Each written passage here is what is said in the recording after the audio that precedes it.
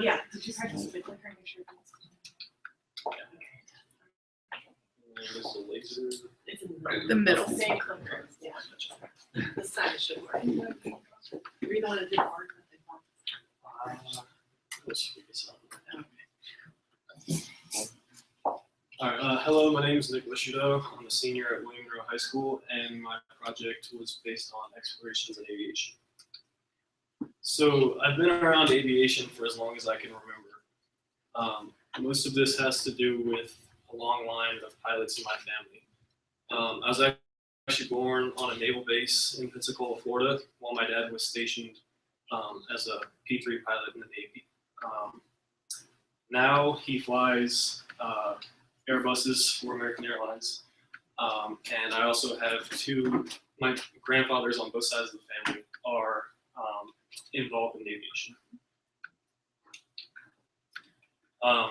So for the research portion of my project, I decided to focus on unmanned aerial vehicles.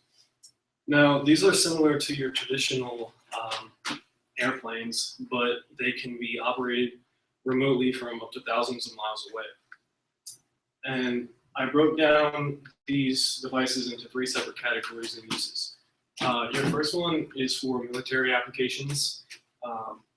Secondly, for the private sector, such as hobbyists, and even commercial uses, such as Amazon Prime's proposed Prime Air program, which I'll get into later. But my thesis was that these devices are far more beneficial than people are actually aware of. So recently, last year in Charlottesville, a law was passed banning the use of drones in the city of Charlottesville because it was actually the first city in the United States to do so, to pass an anti-drone law. The law basically have to be equipped with anti-personnel devices such as lasers, tear gas, or surveillance purposes without consent from the people that are being filmed. And then interestingly enough, there was a case involving a UVA student who was flying a UAV over the campus of the University of Virginia, and he was fined $10,000 for doing so. Now, he took this to court, and eventually the FAA got involved, and they repealed the fine, saying that there was no current legislation in place because of the lack of regulations and laws. Another recent example of these UAVs being used was in the case of the Hannah Graham disappearance. She was a UVA student who went missing, and they searched for weeks without any sign of a body. So they began using these drones equipped with surveillance equipment, such as like a thermal camera right here, to search for the body. Now, although they didn't actually come up with any significant evidence from this search, it was a step in the right direction towards the many applications that these devices have to offer. And I think that it's important for people to realize that if we stop giving these devices such a negative connotation, that they can actually and have many purposes. And then like another purpose of what they could be used for, Amazon recently proposed a new delivery system called Amazon Prime Air. And what that is basically if you live within a 10-mile radius of a Amazon distribution center, you can have a package shipped directly to your front door with GPS coordinates directly from the distribution center with the delivery time of about 10 to 15 minutes. So although this was just a proposal and it's all theoretical right now, Amazon expects to have this approved by the FAA by the end of 2016. And over here you can also see a similar thing with Domino's. Now, although Domino's didn't actually come out and say this was more of like a theoretical concept, but you get the idea of the many applications of these devices. So my internship was served at Butler Aviation in Houma, Louisiana over the summer. Houma is a small town just south of New Orleans. And I ended up in Houma because my grandpa on my mom's side of the family runs a chartering business out of this airport. Now, since I wasn't able to have a mentor as a family member as a mentor, my grandpa reached out and I was able to come up with his chief pilot, Juan Romero, as my mentor. During this internship, I got to experience firsthand, as well as get to experience some of the ground operation and business management aspects of the field. So on my first day, I actually got to do some one-on-one flight time with my mentor. I got to fly in this Commander 112. It was actually really fascinating because I was able to, he actually let me fly the plane for a while. I got to like hold the joystick, mess with some of the gauges. He even let me practice doing some landings with him, with his assistance. And also, one thing that was really cool to me was all of these gauges right here. They look really overwhelming and just super complicated. But after just some basic teaching and just the explanations of all this, it's actually really simple. They all have one specific use and they do one thing, and it's actually really simple to understand most of the stuff if you just break it down and look at it one to one. So on the second day, the weather wasn't quite as good, so I wasn't able to actually get in the air that day. So I stayed on the ground and helped this woman named Tracy go around and fuel a bunch of planes around the airport. During this, we went to one hangar, and she started filling up this plane, and she started filling it up, and she put the hose in the plane and everything and started filling it. And when she was done filling it, she asked me to read the gauge. There's like a little gauge right here with the number of gallons of fuel that had been put into the plane. And so I told her it was 50 gallons, and she kind of looked at me weird, and she was like, "What?" And that it was actually 500 gallons of fuel that they had put in the plane. And it was really surprising and cool because I didn't even realize that they held that much fuel. And she said that the plane basically it could have burned 50 gallons of fuel just by taking off. So it was kind of cool to see just how much fuel they actually held. I also got to go to Destin, Florida on a trip, and it was really cool because I got to see some really beautiful scenery. And it really opened up my eyes to like the possibilities of being a pilot, because you get to visit some really cool places and see some things that you might not otherwise see. We flew in this plane here. It's called a Beechcraft King Air.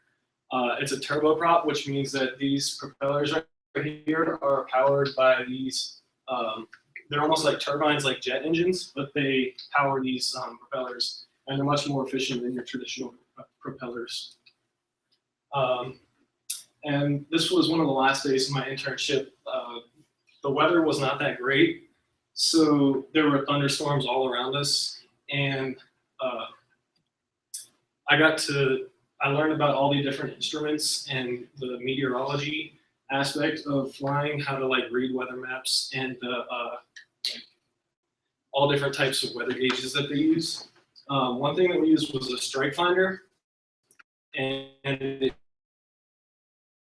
It was based indicate each lightning strike around you, and we were able to navigate around the thunderstorms. And because if you fly through a thunderstorm, there is large columns of air, and these columns of air can cause a lot of turbulence. And there's also usually hail associated with these thunderstorms, which can cause damage to the plane.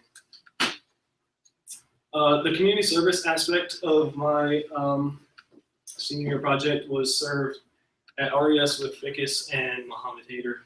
And so I had a paper airplane booth where I helped the kids design the paper airplanes, and kind of experimented with different things such as like paper clips and straws to see what materials affected the planes in different ways. And they got to test out how far they could throw the paper airplanes to see who could throw it the farthest. If you set the record, you got to write your name down on a piece of tape and put it down on the ground where, like how far you threw it. And they really enjoyed this because it was like a sense of accomplishment if they held the record, and it was kind of like a little competition.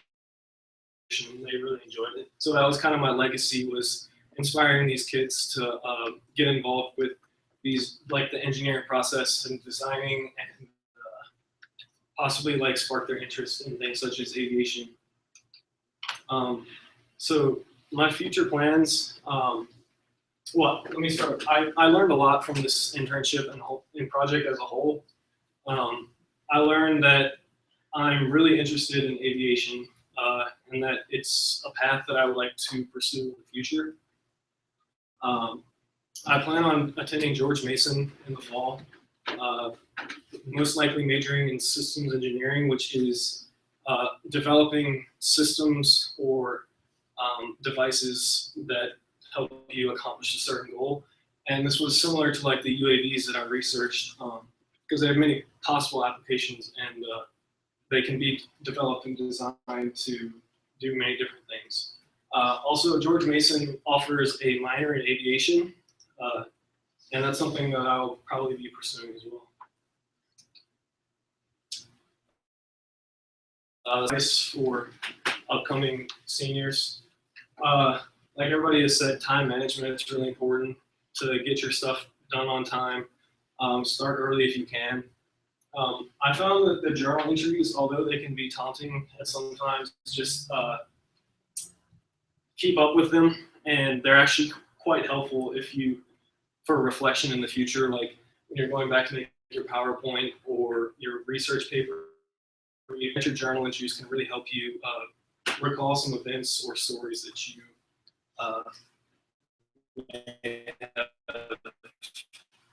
enjoy. If you enjoy what you're doing, then it's going to be a lot easier for you, and you'll just have a lot better experience. Are there any questions?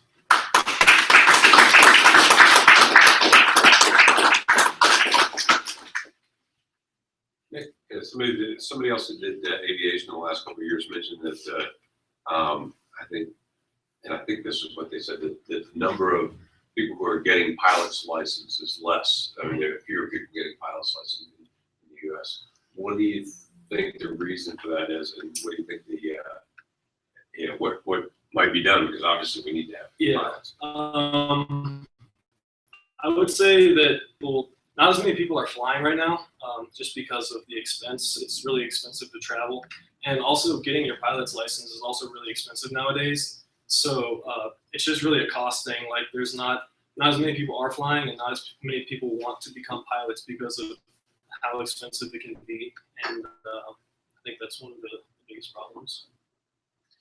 What restrictions should there be on who's allowed to pilot a drone? Those planes spin awfully fast, and they work when I see it. So the FAA is actually coming out with a new set of regulations. They said by the end of 2015, there's going to be a whole new set of laws and rules and regulations in place for these devices, since right now there's not actually any in place. And basically it'll outline who can use them, where, when, like what they can be used for, things like that.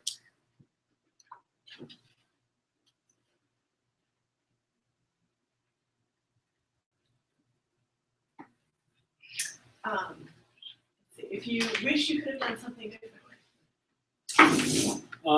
Probably my community service. Technique. Although it was a success, it wasn't really as rewarding as I had hoped it would be. I would like to do something more involved and with like a better legacy and something more related to my topic, maybe. Do you know, excuse me, what to what extent the police and government and even the military are using the drones? Well, right now, I think there may have been 2 more cities other than Charlottesville since then that have passed legislation about these devices, but right now there's not really any restrictions on what the police can do they can't use it for legal purposes in like Charlottesville, like they can't follow somebody around with a drone and use it for surveillance, but in the case of like Hannah Graham, they can use that as like to find a body but they can't actively like investigate somebody with these devices. Thank you.